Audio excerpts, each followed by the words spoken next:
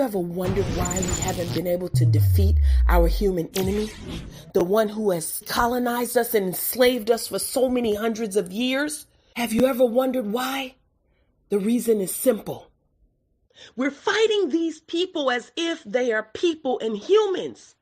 The analogy is we're using guns to try to kill a ghost. I'm talking to the people who are awake here and who understand demons are running wild in this world. There is only one way to fight a demon, and that's spirit for spirit. We must understand these are not human beings who are showing up as humans. They have stolen and snatched human bodies because they're here to trick us. And we think that we should fight them by voting. We think legislation, voting, tweeting, but they always rise back up. Freddy Krueger gets right back up, right? Because it knocks them down, but they get back up. And it's like, why won't they die? Why? How come when we voted him out of office, another evil one came right back in? Because that entity just jumped bodies. That demon just jumped bodies and is in there. So first of all, we must realize that we're not fighting against flesh and blood. We're fighting against principalities of darkness in high places. The Bible is literal about that. It told us. And now the revelation is like, oh, snap. The Bible was literally telling the truth. We're not fighting against flesh and blood. So how do we fight demons? Only spiritually. Only God. Only holiness. Only light can fight dark.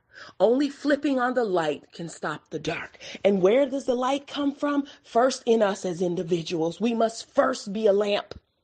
We must first be a light. One little candle can light up the whole world. How? Not in itself. Not in itself.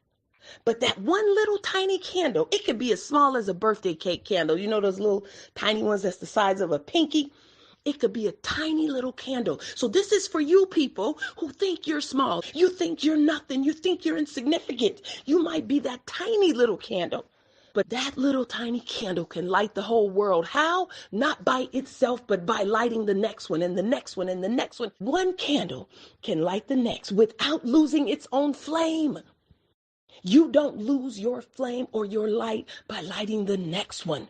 The only way you lose your flame is by burning out or getting blown out. And that's what depression is. Blowing our candle out. That's what being tired is. Blowing our candle out. That's what giving up is. Blowing our candle out. But instead of blowing our candle out, no matter how tired we are, it takes just as little effort to light the next candle as it does to blow our own selves out. It takes nothing, no extra energy to light the next candle and the next one and the next one. And that little tiny sized birthday candle can light the whole world. How? By lighting the next one, and it lights the next one.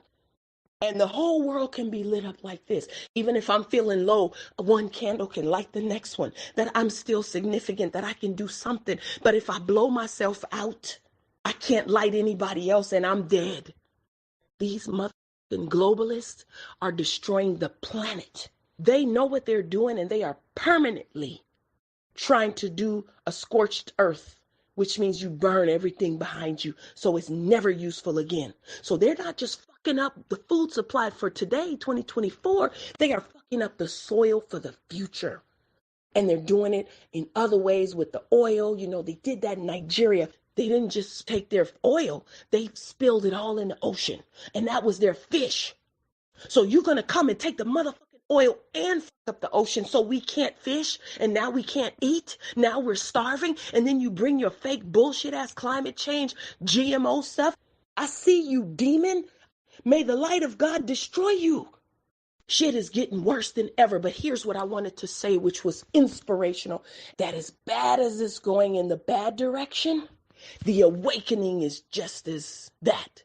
So in other words, if on a scale from 1 to 10, evil is becoming a 10, awakening is becoming a 10. It's like it's getting fractured and shook up. It's separating the wheat from the chaff. Are you dark or light? You light beings, you light vessels. I'm calling you to a higher calling. There's going to be a fracture. There's going to be pain.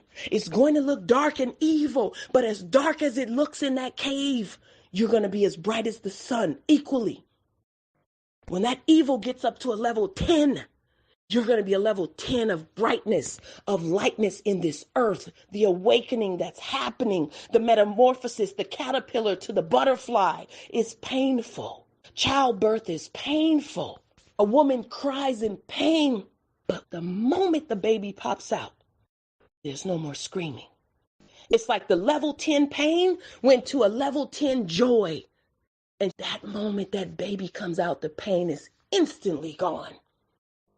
And so we are in this birth, this pang in this earth, in this hellish realm, and things are on fire and they're getting hot and they're getting worse. But those of us who are in the light, we can get stronger and brighter and lighter and light each other. And that one little candle light can light up the whole world just by lighting other candles. And if enough candles are lit, we can be as bright as the sun. Shalom. Have you ever wondered why we haven't been able to defeat our human enemy? The one who has colonized us and enslaved us?